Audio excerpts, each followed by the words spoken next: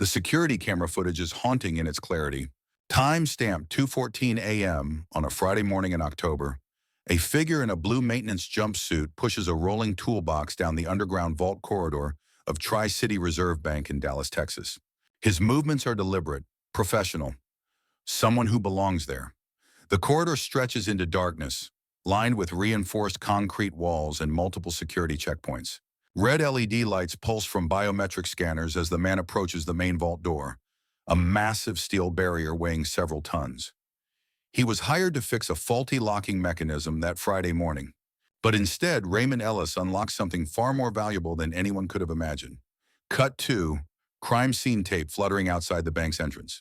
Red and blue police lights strobe across the building as FBI agents swarm through the facility, searching for clues that will never be found. Title card, Vault Maintenance Worker.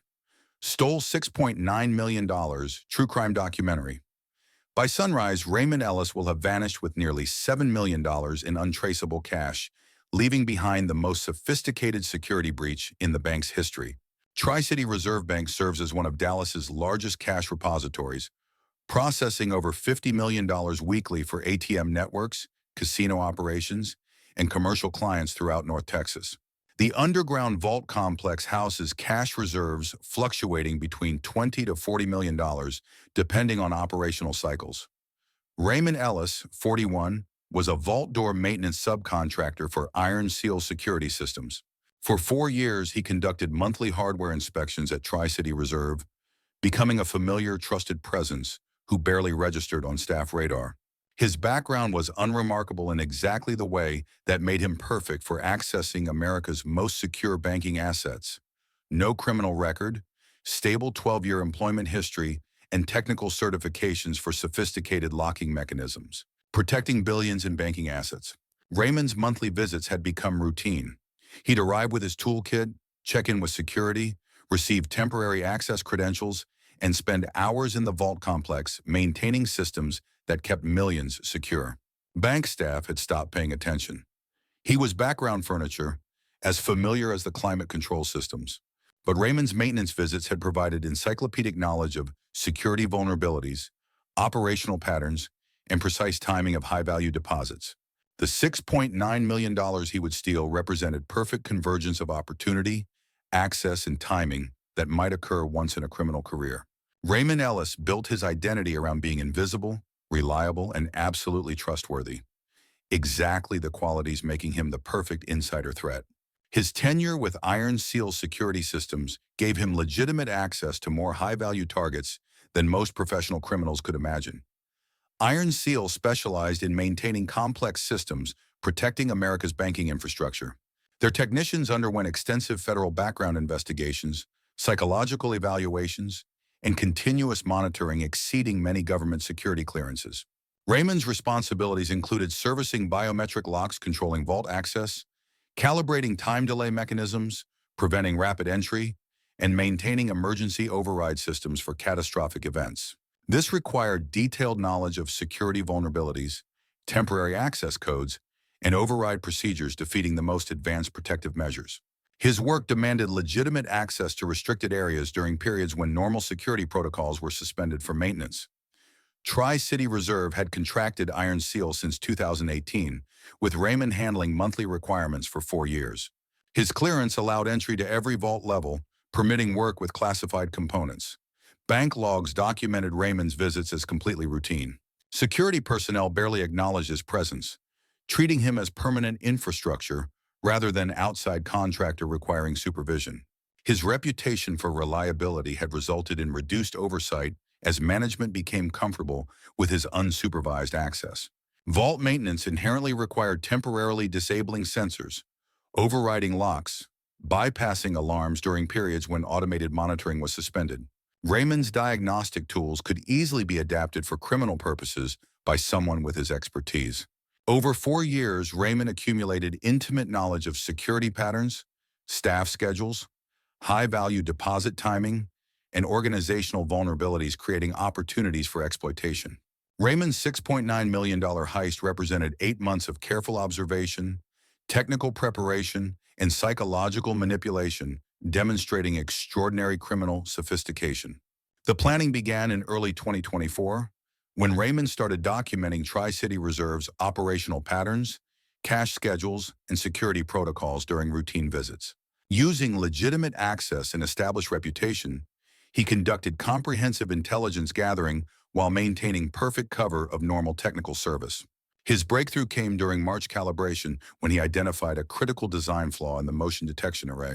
Sensor components could be individually disabled for testing without triggering comprehensive alerts, creating exploitable blind spots for someone with proper technical knowledge and access credentials. Rather than reporting this vulnerability, Raymond began developing exploitation methods. During April maintenance, he conducted unauthorized sensor tests, determining exactly which components could be disabled without alerting central monitoring or creating obvious security log anomalies. In May, Raymond deliberately introduced minor fault into secondary motion sensor, documenting it as calibration anomaly, requiring ongoing monitoring and potential replacement during future visits.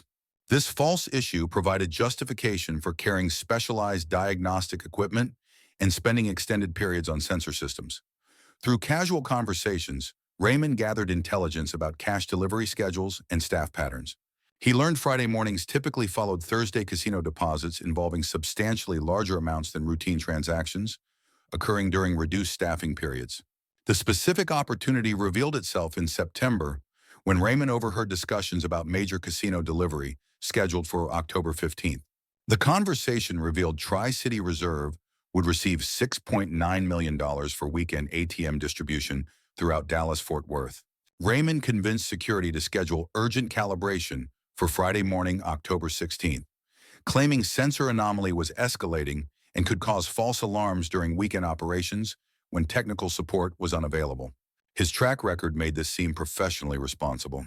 Hidden in his toolkit were custom bypass devices, override tools, and vault manipulation equipment specifically designed to exploit vulnerabilities he'd cultivated over months of preparation.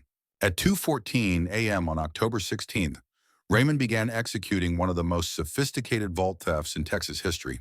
His approach appeared completely legitimate: scheduled arrival, authorized access badge, correct override codes provided by bank security for planned maintenance.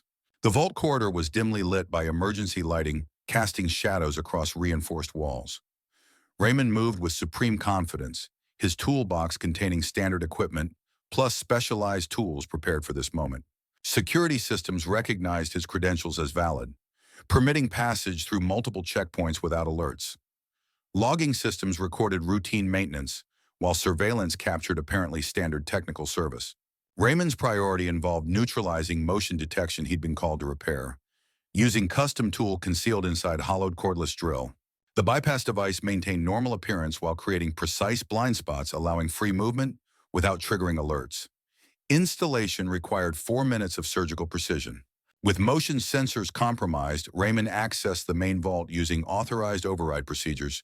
The massive door opened silently, revealing climate-controlled interior where cash reserves were organized.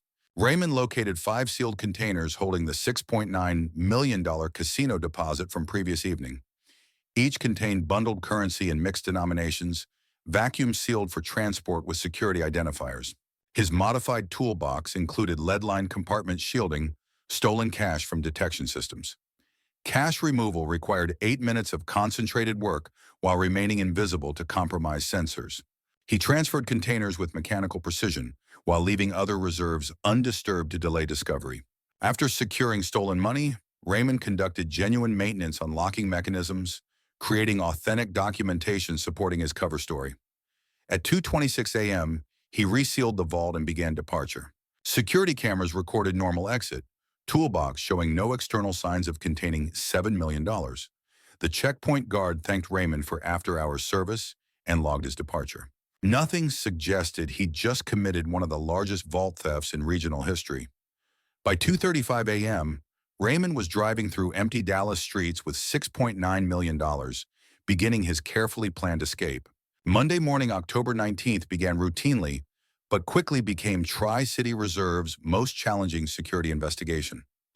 Discovery began with apparent minor discrepancy in weekend cash distribution reports. At 9:15 a.m., Casino operations manager Patricia Rodriguez called about delayed ATM replenishment shipments. Casino ATM networks showed lower reserves than expected, suggesting scheduled Tri-City distribution hadn't occurred as planned. Bank operations manager David Torres initially assumed routine logistics error. However, accessing vault inventory systems revealed discrepancies, escalating the situation from administrative issue to potential security breach. Computer systems showed Friday's $6.9 million deposit processed normally, but physical verification revealed devastating truth. The money was gone. Emergency protocols activated immediately. FBI agents arrived within hours, beginning complex investigation. Security logs showed Raymond's legitimate maintenance visit, but forensic analysis revealed motion detector tampering and override system manipulation.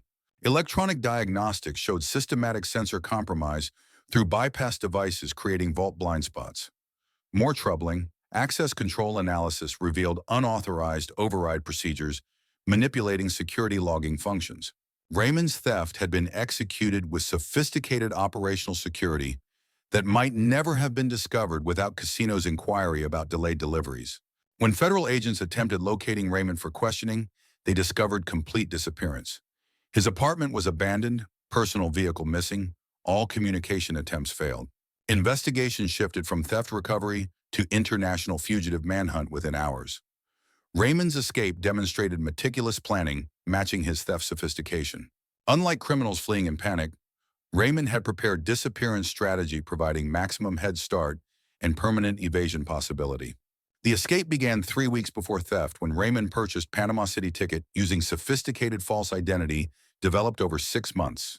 The fabricated persona included complete background supported by rental records, utilities, and financial statements passing intensive scrutiny. FBI intelligence revealed Raymond departed Dallas within hours, using ground transportation to Houston private bus terminal, where security was less comprehensive than major airports. Surveillance showed figure matching Raymond's description, boarding southbound coach with single duffel bag. Houston to Panama flight departed 11:40 p.m. October 16th, less than 24 hours after walking out with $7 million. Immigration records confirmed false identity successfully passed departure and Panamanian entry without triggering alerts. FBI search warrants revealed preparation sophistication. Raymond's apartment was systematically stripped, electronics professionally wiped, financial accounts closed through procedures avoiding automated monitoring. A storage unit contained empty cash containers identical to Tri-City reserves, discarded uniforms, and electronic equipment used for bypass devices. Financial forensics showed Raymond systematically liquidating legitimate assets and accumulating untraceable cash for nearly a year. Bank records showed gradual retirement withdrawals, private property sales, credit account closures designed avoiding digital footprints federal investigators typically rely upon. Most significantly, investigators found offshore financial infrastructure supporting indefinite new life. Cryptocurrency accounts, international banking relationships, investment vehicles created using false identity provided means converting stolen cash while maintaining anonymity. The trail went completely cold after Panama City arrival. Despite extensive international cooperation and surveillance of expatriate American communities, no credible sightings have been developed. Raymond's complete disappearance represents one of the most successful criminal evasions in recent federal history. FBI's Dallas field office classified the theft as Priority 1 due to currency amount, security breach sophistication, and perpetrator expertise. Special Agent Rebecca Martinez led specialized task force dedicated exclusively to capturing Raymond and recovering $6.9 million. This represents completely new insider threat category, challenging every banking security assumption.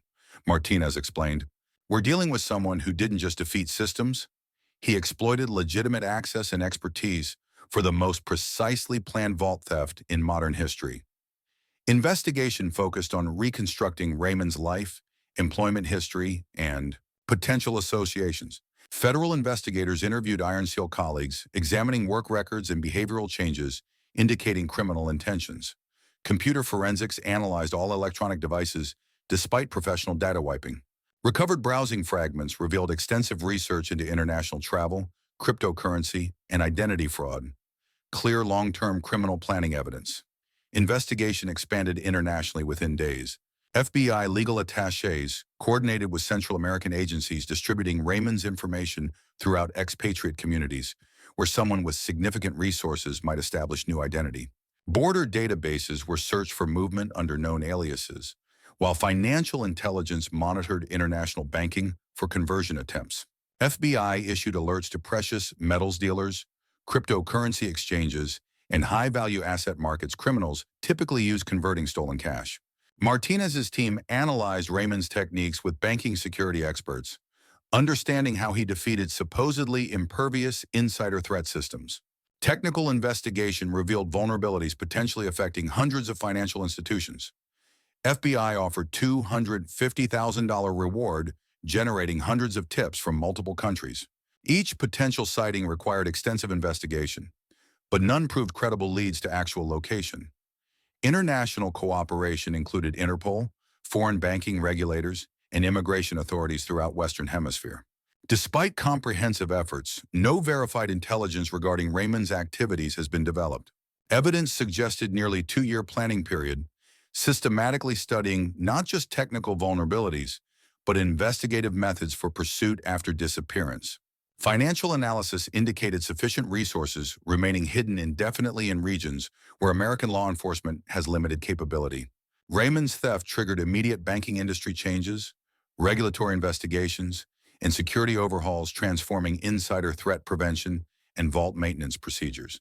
Iron Seal Security faced immediate federal contract termination and multiple lawsuits alleging inadequate screening and supervision.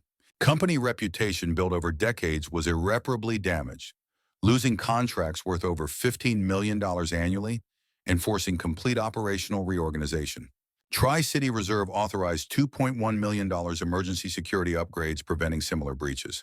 Upgrades included biometric access requiring continuous identity verification, real-time monitoring systems undisabled during maintenance, and redundant protocols eliminating single failure points. The compromised vault was permanently decommissioned and converted to document storage, with executives determining psychological impact made it unsuitable for continued cash operations.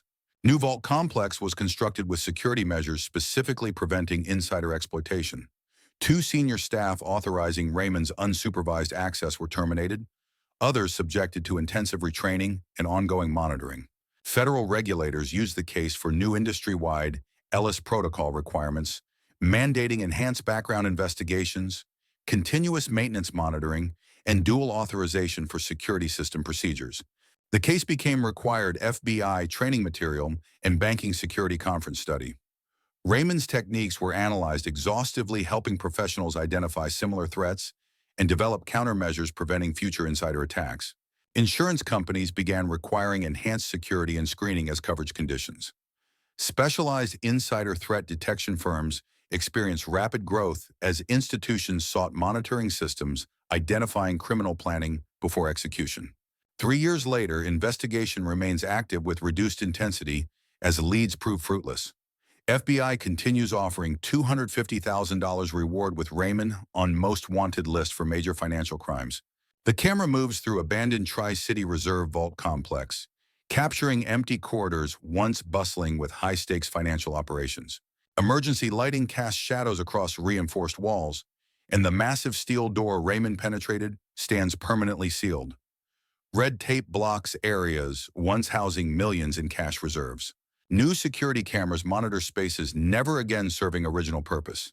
The vault has become a monument to sophisticated security system vulnerability when confronted by perfect insider threat. It was the perfect inside job, reflects former FBI agent Rebecca Martinez. No alarms, no violence, no forced entry.